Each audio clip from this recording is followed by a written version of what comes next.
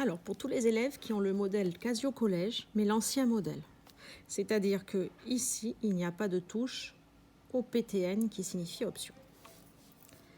Donc, vous allez dans le mode Stat, touche 2. Nous faisons des statistiques à une variable, donc vous appuyez sur la touche 1. Vous rentrez la série de mesures. Donc, pour cet exemple, je vais rentrer sur notre fiche méthode le deuxième travail sur l'épaisseur du film alimentaire. 17,85. On fait égal pour faire entrer, validé. 17,62. Validé. 18,11. Validé. 18,28. Validé. 17,97. Validé. 17,30. Validé. 17,74. Validé. 18,05. Validé. 18,19. Validé. Et enfin 17,53. Validé. La série statistique est entrée. Vous appuyez sur AC pour revenir à la fenêtre de calcul. Là, en orange, vous voyez qu'il y a écrit Stat. Donc, comme c'est écrit en orange, ça veut dire qu'on passe par la touche seconde, qui est écrit en orange. Donc, seconde, Stat.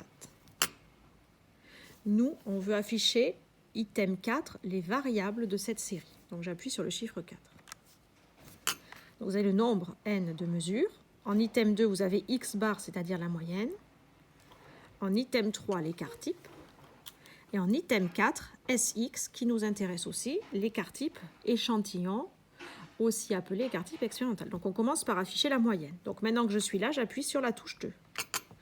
J'appuie sur Entrée, donc égal, ça me sort la moyenne de la série statistique. Et je recommence la même procédure pour afficher l'écart type expérimental. Seconde, stat, variable, donc numéro 4. Et cette fois-ci, je veux SX, donc le numéro 4. SX, j'appuie sur Entrée. J'ai l'écart type expérimental de cette série de mesures.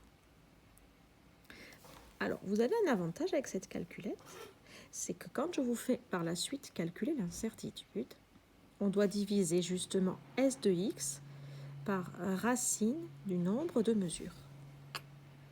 Donc, on fait seconde stat, on retourne en variable, on choisit S de X, numéro 4, et là, au lieu d'appuyer Entrée pour avoir la valeur, je fais diviser par racine de 10. Je ferme la parenthèse et ça m'affiche le calcul sans avoir besoin de recopier à l'écran tous les chiffres qui étaient affichés. Voilà, vous pouvez la regarder pour vous faire la main.